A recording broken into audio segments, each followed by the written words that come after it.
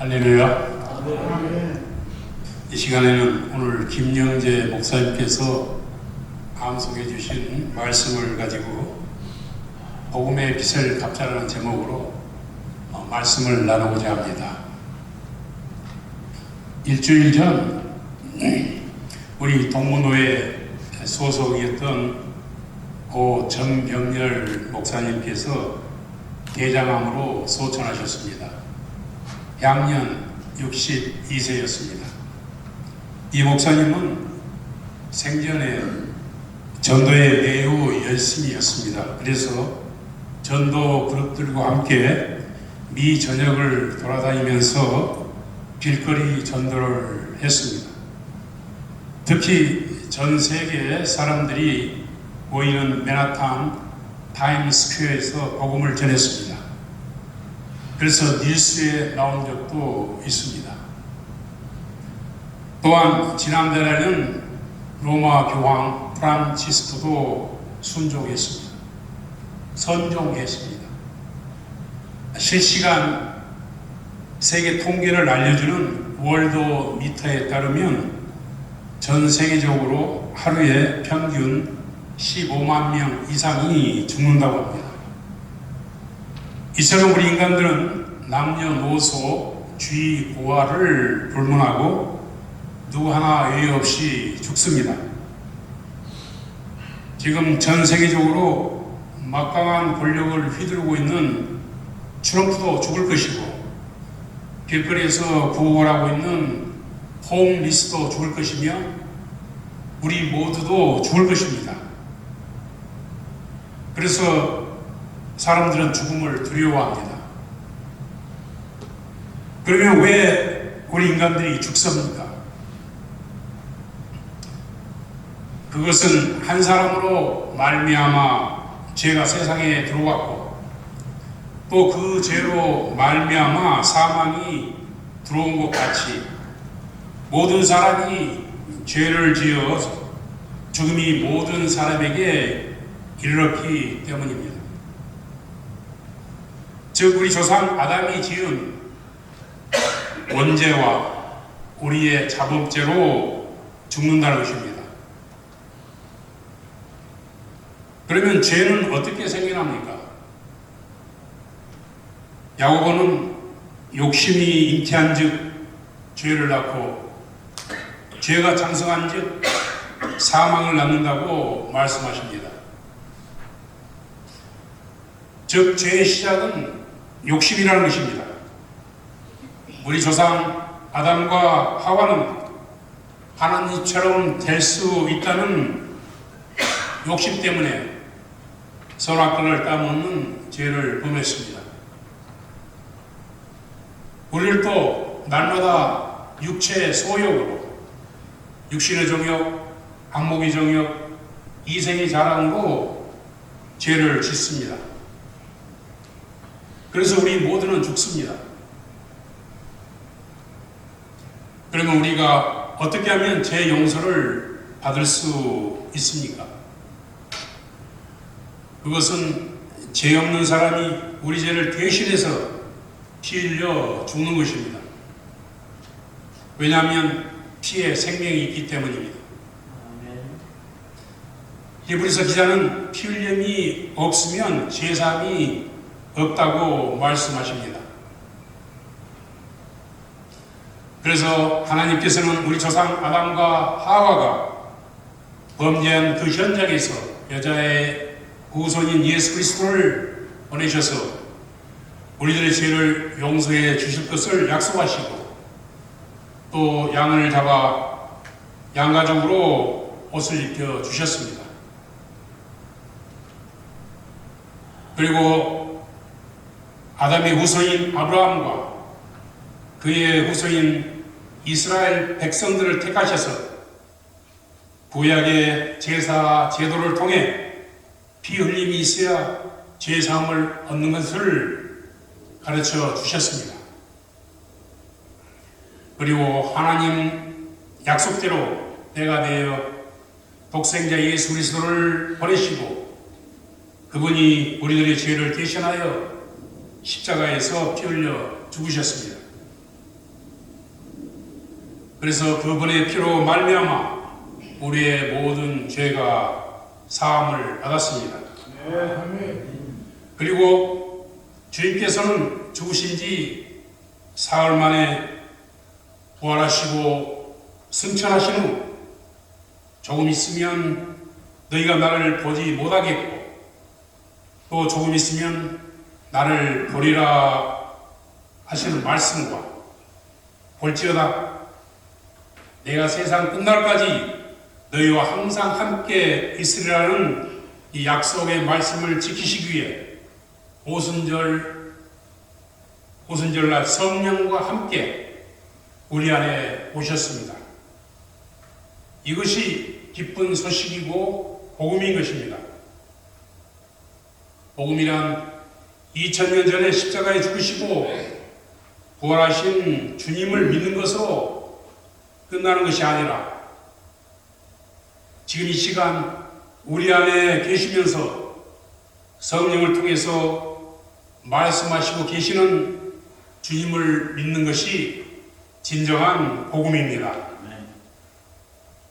그래서 예수님께서는 내 양은 내 음성을 들으며 나는 저희를 알며 저희는 나를 따르느니라.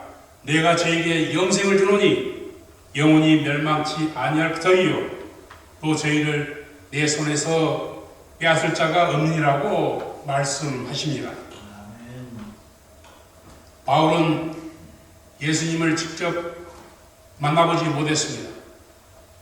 하지만 예수 믿는 자를 잡기 위해 다마섹에 가다가 주님의 음성을 들었습니다. 그리고 율법을 지켜서 구원을 얻는 것이 아니라 자신 안에와 계신 주님의 음성을 듣고 살 때 구원을 얻는 것을 깨달았습니다. 그래서 그는 그리스도 안에 살 때만 죄사함이 있고 그리스도 안에 살 때만 구원이 있고 그리스도 안에 살 때만 영생이 있으며 그리스도 안에 살 때만 새로운 피조물로 거듭난다고 말씀하시면서 In Christ 그리스도 안에 사는 것이 복음의 핵심임을 그의 서신을 통해서 끊임없이 강조했습니다. 그리고 빛의 자의 심정으로 이 복음의 핵심을 모든 사람에게 전하기를 원했습니다. 따라서 우리가 복음을 통해서 구원을 얻었다면 바울과 같이 빛의 자의 심정으로 내 안에와 계신 주님을 증거하는 우리 글로벌 총회 총회원들이 되시기를 주님의 이름으로 축원합니다. 아멘. 이 시간에는 이름도 없이 빛도 없이 빛인 자의 심정으로 1900년대 전라도에서 의리 선교를 했던 고사이드라는 선교사님을 잠깐 소개하고자 합니다. 그는 1873년 켄터키주 해러스버그에서 태어나 프린스턴 대학과 루이스빌 메디컬 스쿨을 졸업했습니다. 그리고 미국과 스페인 전쟁 때 군의관으로 참전한 후 1904년 8월 10일 미 남장로교 선교부 소속으로 한국의 의료 선교사로 파송되었습니다. 그는 전주에서 순회 진료를 시작했는데 고창 어느 마을의 강도의 습격으로 부상당한 사람을 치료해 주러 갔다가 밤이 늦어 그 집에 머물렀는데 그날 밤 교회 안의 습격을 받아 귀가 잘리고 두개골이 깨지고 얼굴과 목에 큰 상처를 입는 부상을 입었습니다. 다행히 주위 사람들의 도움으로 전주로 돌아와 치료를 받았습니다만 귀와 머리에 상처가 심해 미국으로 돌아가 2년간 치료를 받고 회복되었습니다. 그리고 다시 한국으로 돌아와 이번에는 목포에서 의료 선교를 했습니다. 그러던 중 1909년 동료 의료 선교사인 오웬이 광주에서 폐렴에 걸려 유독하다는 정보를 받고 목포에서 영산포까지 배를 타고 와서 다시 조랑말을 타고 광주로 향했습니다. 그런데 광주로부터 40리 가까이 왔을 때 길가에 쓰러져 있던 한 여인을 발견했습니다. 그래서 그가 길을 멈추고 그 여인을 살펴보니 손과 발이 짓물렸고 몸은 상처 투성이었으며 걸친 누더기 옷은 피고름으로 얼룩진 나병 환자였습니다. 그런데 포사이드 선교사는 유독한 동료 선교사의 병을 고치러 가는 바쁜 길이었지만 길가에서 죽어가는 환자를 그냥 버려두고 갈 수가 없었습니다. 그래서 그 여인을 자신의 말에 태우고 자신은 걸어서 광주에 도착했습니다. 하지만 광주에 도착해 보니 오웬 선교사는 이미 세상을 떠난 후였습니다. 포사이드 선교사는 그의 조랑말에서 나병 환자를 두 손으로 감싸 안아 내리고 광주에서 의료 선교를 하는 닥터 윌슨에게 이 여인의 치료와 거처를 부탁했습니다. 이 모습을 지켜보던 많은 구경꾼들이 마음의 충격을 받았습니다. 하지만 닥터 윌슨으로부터 마땅한 거처가 없다는 대답을 들은 그는 그곳에 약간 떨어진 곳에 옹기 가마트를 발견하고 그것을 그 여인의 임시 거처로 정하고 선교사들이 쓰던 침구와 옷가지를 얻어가지고 그 여인을 챙겨주고 다시 목포로 내려갔습니다. 그런데 그가 목포로 돌아간 후 파란 눈에 노랑머리 서양 의사가 나병 환자를 극진히 보살펴줬다는 소문이 입으로 전해지면서 전국의 많은 나병 환자들이 하나둘씩 광주로 모여들기 시작했습니다. 그러자 닥터 윌슨을 비롯한 광주 지역 선교사들이 포사이드의 헌신적인 사랑의 감명을 받고 나병 환자를 치료해주는 병원 설립에 나섰습니다. 그런데 광주 시민들이 나병 환자 병원 설립을 반대하자 그들은 광주에서 약간 떨어진 곳에 나병 환자 수용소와 병원을 4년 만에 세웠습니다. 그러나 포사이드 선교사는 풍토병으로 다시 쓰러져 미국으로 돌아갔습니다.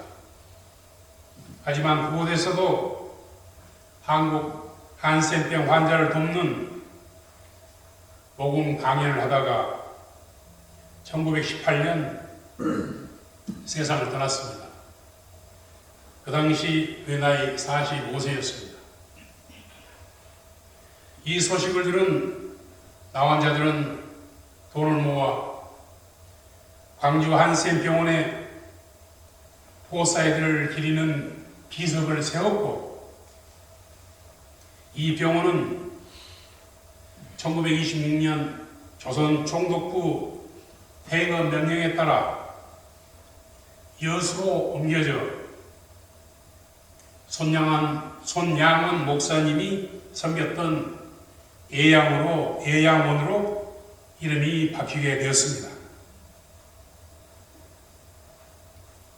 광주에서 이 병원이 이사갈 때 나병 환자들은 자기들을 사랑해 주었던 포사이드 선교사의 비석을 어깨에 지고 광주에서 여수까지 상해를 매듯 보름 동안 밤길을 걸어 옮겼다고 합니다.